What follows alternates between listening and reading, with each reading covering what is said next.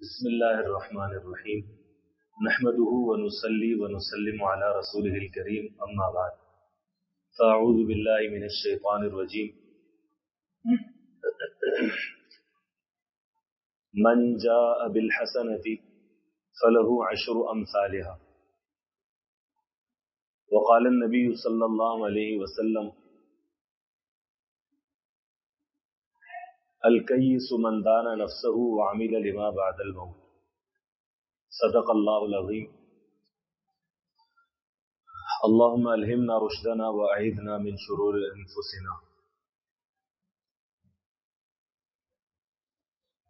اللہ تعالیٰ نے قرآن مجید میں ارشاد فرمایا ہے کہ من جاء بالحسنۃ فلہ عشر امثالها، جو کوئی بھی نیک عمل کر کے آئے گا تو اس ایک نیک عمل کا اللہ تعالیٰ 10 گنا اجر عطا فرمائیں گے۔ یہ بات سمجھ میں آ گئی؟ جو کوئی ایک نیکی کر کے آئے گا اس کو کتنا گنا ملے گا اجر؟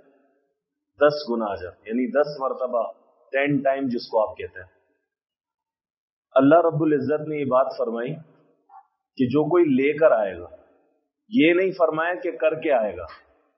صرف کر کے نہیں آنا، ہمیں وہ نیک عمل اللہ کے پاس محفوظ کر کے پہنچنا بھی ہے۔ میں اس کو اس طرح سے سمجھاتا ہوں کہ آپ کی امی نے آپ سے کہا بیٹا یہ لو پتیلی یا برتن، پلاسٹک کا برتن یا پتیلی دی اور کہا کہ بیٹا دودھ لے کے آ جاؤ۔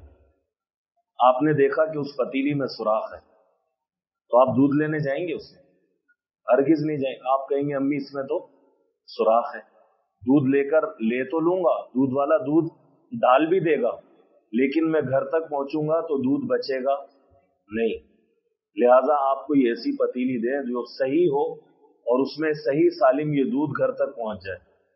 سوراخ والی پتیلی میں کوئی بھی دودھ نہیں ڈالے گا، سوراخ والی تھیلی میں فقیر آٹا نہیں ڈالے گا، آپ اپنا سامان سوراخ والی تھیلی میں نہیں ڈالیں گے۔ ہم سے جو مطالبہ کیا گیا وہ یہ کیا گیا کہ نیک عمل صرف کرنا نہیں ہے، نیک عمل کو لے کر اللہ کے دربار میں پہنچنا بھی ہے۔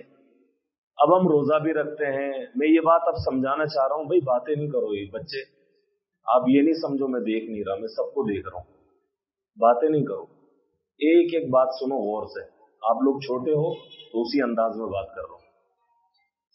تو اب ہم روزہ بھی رکھتے ہیں، نماز بھی پڑھتے ہیں، قرآن بھی پڑھتے ہیں، تراویح بھی پڑھتے ہیں، لیکن اگر ان چیزوں کو ہم نے محفوظ نہیں کیا، روزہ رکھا غیبت بھی چل رہی ہے، روزہ رکھا گالم گلوچ بھی ہو رہی ہے، روزہ رکھا نمازیں چھوٹ رہی ہیں، تو یہ نیک عمل کیا تو صحیح، لیکن اس نے سوراخ والی تھیلی میں جمع کیا، اس نے اس کی حفاظت نہیں کی۔ کوئی بندہ موٹر سائیکل نہیں لے، گاڑی نہیں خریدے اور پیچھے لکھا ہوا ہو اپلائیڈ فار رجسٹریشن، چمکتی ہوئی کار ہو، اور اس پر کوئی بندہ اس بندے کی کار پر آ کر چابی رگڑ دے، اس کا دماغ کیسے گھوم جاتا ہے؟ ابھی گاڑی لایا ہوں، نمبر بھی نہیں ملے، ابھی لایا، تمہاری مت تو نہیں ماری گئی، تم نے میری نئی کار پر چابی گھسیٹ دی، گویا کہ اس کی چیز کا بیڑا غرق کر دیا، اس کی چیز کا بیڑا غرق کر دیا۔ جو شخص روزہ رکھ رہا ہے غیبت نہیں چھوڑ رہا، گالم گلوچ نہیں چھوڑ رہا، نماز وقت پر نہیں پڑھ رہا، تو یہ اپنی اس نیکی کا بیڑا غرق کر رہا ہے۔ اور نبی کریم صلی اللہ علیہ وسلم نے تو فرمایا کہ جو شخص روزہ رکھے، غیبت کو نہ چھوڑے، گالم گلوچ نہ چھوڑے، بری حرکتیں نہ چھوڑے، تو اللہ تعالیٰ کو ایسے بندے کے نہ روزے کی، نہ بھوک کی ضرورت ہے، نہ پیاس کی ضرورت۔ ایسے بندے کی بھوک اور پیاس سے اللہ کو کوئی اس سے سروکار نہیں ہے کہ یہ کیوں بھوکا پیاسا رہ رہے ہیں۔ تو ہم نیکیاں بھی کریں اور نیکیوں کو لے کر اللہ کے دربار میں پہنچے بھی صحیح۔ عمرہ کیا اور ایک تصویر اسٹیٹس پر لگا دی، آئی ایم گوئنگ ٹو مکہ، تو کیا بتانا چاہ رہے ہو؟ تو بہرحال یہ نیکیاں ہمیں لے کر پہنچنا ہے، اللہ کے دربار میں پہنچنا ہے، ہمیں اللہ رب العزت کے سامنے پیش ہونا ہے۔ جب تک اور اللہ کے ہاں آپ یہ بات لکھ لیں، ہمیں یہ بتائی گئی ہے کہ اللہ رب العزت کے ہاں اعمال کو تولا جائے گا۔ حج کیا ہے، حج کو تولا جائے گا، روزہ رکھا ہے, روزے کو تولا جائے گا. اب لوگ پہلے زمانے میں یہ سوچتے تھے یار اعمال کیسے تولیں گے, تولا تو تربوز کو جا سکتا ہے, خربوزے کو جا سکتا ہے, سیب تولے جا سکتے ہیں. اب میں نے ایک پارہ تلاوت کی تو یہ کیسے تول سکتا ہے کوئی؟ میں نے روزہ رکھا تو یہ روزہ کیسے تولا جا سکتا ہے؟ تو بھائی بات یہ ہے کہ اس کو تولنے کی بات اللہ نے کی ہے. جب آپ بخار کو تول سکتے ہیں, تھرمامیٹر نکالا, منہ میں ڈالا اور بتا دیا 104 بخار ہے. ہوا کو تول سکتے ہیں, ہوا 120 کلومیٹر فی گھنٹہ کی رفتار سے چل رہی ہے. جب آج کے لوگوں نے ہوا کو تول لیا, بخار کو تول لیا, موبائل کے اندر اتنے جی بی ریم بھر گئی ہے, کہاں نظر آ رہی ہے لیکن بھر گئی ہے, ماننا پڑتا ہے کہ اب اس کے اندر اسٹوریج فل ہو چکی ہے, اب اس میں کچھ آ نہیں سکتا. تو یہ ساری چیزیں جب آئیں تو اللہ تعالیٰ جو خالق ہیں, اور خالق نہیں خالق کائنات ہیں, ان کے لیے کیا مشکل کہ وہ ہماری نماز کو تول لیں, وہ ہمارے حج کو تول لیں, وہ ہمارے روزے کو تول لیں. ان کے لیے کیا بات مشکل؟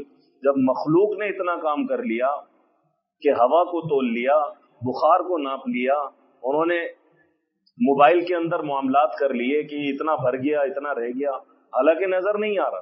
تو اللہ رب العزت کے لیے بات کوئی مشکل نہیں کہ وہ ہمارے اعمال کو تولیں. اب جب عمل تولا جائے گا تو روزہ بھی ہے, بھئی یہ بندہ غیبت سے بھی بچا ہے, اس نے اپنے آپ کو لڑائی سے بھی بچایا ہے. حدیث شریف میں آتا ہے اگر کوئی روزے میں جھگڑے تو تم اسے کہو بھائی میں نہیں جھگڑ سکتا, میرا تو روزہ ہے. اور یہ بات کرنی بھی بڑے پیار سے ہے. یہ کام ہم کر رہے ہیں, سن رہے ہیں, لیکن اس وقت اس پر عمل کرنا یہ کمال کی بات ہے کہ اینی ٹائم جب وہ اس چیز کی ضرورت پیش آ گئی موقع پر, اس وقت یہ بات کہنا بھائی میں آپ سے نہیں لڑ سکتا, یہ کام مشکل ہے لیکن ہمیں کرنا ہے. اللہ کے نبی نے فرمایا کہ وہ اس وقت کہہ دے کہ میں تو روزے دار ہوں, میں لڑ نہیں سکتا آپ سے, پیار سے کہہ دے. یہ بھی انداز پیار کا ہونا چاہیے. نبی کریم صلی اللہ علیہ وسلم نے فرمایا کہ جو شخص روزہ رکھے, گالم گلوچ اور غیبت کو نہ چھوڑے, تو اللہ کو ایسے بندے کے بھوکے اور پیاسے رہنے کی کوئی ضرورت نہیں. تو ہمارے اعمال تلیں گے اور ان اعمال کے اندر وزن اخلاص کا ہوگا, اخلاص کی بقدر وزن ہوگا. کسی نے 100 حج کیے دکھلاوے کے لیے کیے, اور ایک بندے نے ایک حج کیا لیکن اللہ کے لیے کیا, اس کا ایک حج اس کے 100 حجوں پر بھاری ہو جائے گا.